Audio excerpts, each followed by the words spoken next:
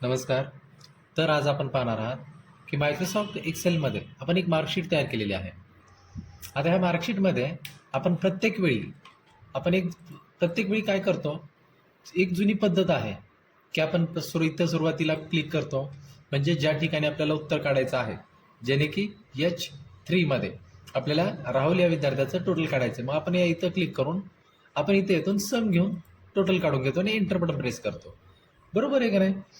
पण आपल्याला आता बराच वेळ, आता हे जुनी पद्धत झाली, बरोबर आहे. तर आपल्याला आता काहीतरी नवीन शिकायचं आहे. प्रत्येक वेळी तेच तेच म्हणल्यानंतर आपल्याला कंटाळा येतो, आळस येतो की असा, आणि वेळ पण जातो याच्यामध्ये आपला पूर्ण. बरोबर आहे.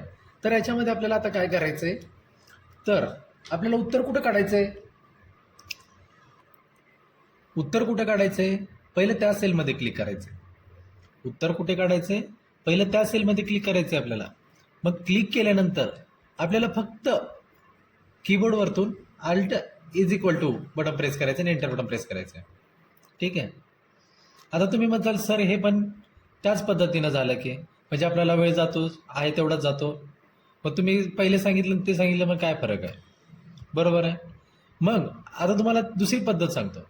त्यासाठी आपल्याला काय करतो, आपला पूर्ण वेळ जो आहे तो पूर्ण वेळ काय करतो आपला निघून जातो. मग त्यासाठी आपल्याला काय करायचंय तर ते पाहून घ्या. आपल्याला आता काय करायचंय, जो आपण मार्क्स काढलेले आहेत ते मार्क्स आपण पूर्णपणे काय करून घ्यायचे, सिलेक्ट करून घ्यायचे आणि पूर्ण असा डेटा पूर्ण सिलेक्ट करून घ्यायचा. आपल्याला डेटा सिलेक्ट केल्यानंतर आपल्याला फक्त आणि फक्त Alt आणि = बटन प्रेस करायचं. काय बटन प्रेस करायचं? Alt आणि = केल्यानंतर आपल्याला प्रत्येक विद्यार्थ्याचं टोटल आलं का नाही? आपल्याला सारखं सारखं काढत बसायची गरज पडली का? नाही. जेणे की आपल्याला आपलं अर्ध काम हलकं होऊन जातं. म्हणजे जसं की आपण काय केलं, फक्त मार्क सिलेक्ट केले त्यांचे सगळे टोटल, ज्या ठिकाणी आपल्याला